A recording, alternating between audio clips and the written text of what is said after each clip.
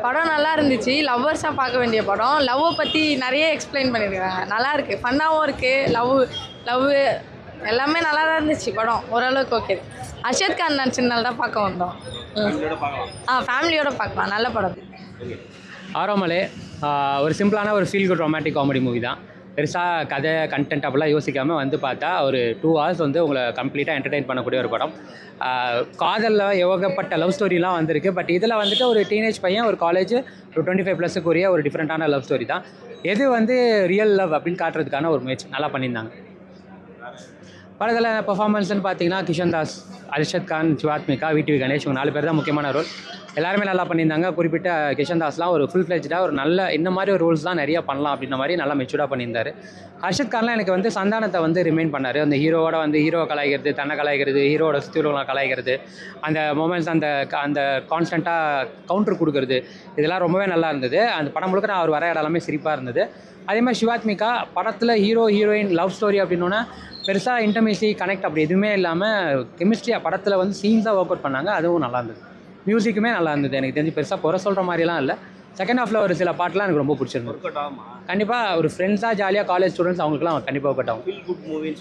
ஆமாம், செகண்ட் ஹாஃப்லாம் நல்ல ஃபீலிங்காக தான் இருந்தது. ஒரு அம்மா பையனுக்கு கான்வர்சேஷன்லாம் வரும், அதெல்லாம் நல்லா இருந்தது. பெருசாக இதாக ஃபீல் குட்னா அந்த வயலன்ஸ் இல்லாமல் ரத்தம் தெரிக்கிற இல்லாமல் ரொம்ப ஆமாம் அப்படி வச்சுக்கலாம். ஒரு 144 வச்சுக்கலாம். அந்த படத்தில் அந்த வினயத்தண்டவர் வேலை தான் அந்த படம் கதை ஆரம்பிக்கும். அதனால அந்த பாட்டை வச்சுட்டாங்க போல. தேரும் தான் நம்பிக்கை.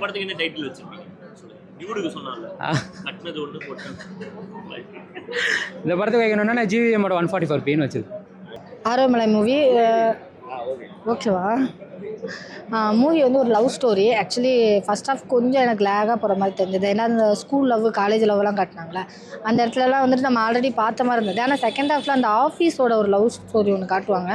அது சூப்பராக இருந்த மாதிரி இருந்தது. சீரியஸாக அந்த ஒரு ரொம்ப நாள் கழிச்சு ஒரு 90s அந்த லவ்வெல்லாம் பார்த்த ஒரு ஃபீல் கிடைக்கல, அந்த ஃபீல் இருந்தது. கிளைமேக்ஸுமே ரொம்ப நல்லபடியாக முடிச்சிருந்த மாதிரி ஒரு ஃபீல் இருந்தது. ஆனால் கிளைமேக்ஸ் கொஞ்சம் லென்த்தாக கொண்டு போயிட்டாங்களோ அப்படிங்கிற மாதிரி இருந்தது. படத்தில் நல்லா காமெடி ஒர்க் அவுட் ஆயிருந்தது. அது ஒரு பெரிய ப்ளஸ். ஏன்னா ஒரு சில காமெடிலாம் பயங்கர கிரிஞ்சாக போயிடும். 2Kக்கு பிடிக்குமா தெரியல, பட் 90s அந்த ஒரு காமெடியோட ஒரு இதாக வந்து அடிச்சிக்கவே முடியாது.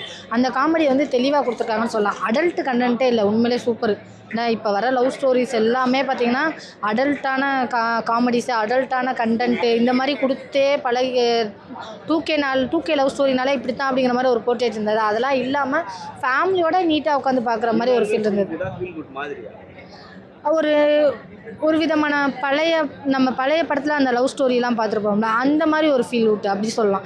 இப்போ உள்ள லவ் ஸ்டோரிங்கிற மாதிரி நீங்கள் எதிர்பார்த்தீங்கன்னா அது நல்லா இருந்தது. எனக்கு ஃபஸ்ட்டு இதுலலாம் பார்த்திங்கன்னா அந்த ஸ்கூல் லவ்லலாம் அவங்க லவ்வாக ஒர்க் அவுட் ஆகிற டைமில் ஒரு 90s ஏதாவது ஒரு சின்னதாக மிஸ்டேக் பண்ணி கடைசி அந்த லவ் தோற்று போயிடும்ல, அந்த ஒரு இதெல்லாம் காமிச்சதெல்லாம் வந்து ஆக்சுவலி நான் 90s கிட்டுங்கிறதுனால ஒரு வேளை எனக்கு அந்த மாதிரி தோணுதான்னு தெரில. பட் அதெல்லாம் ஒர்க் அவுட் ஆகிருந்தது.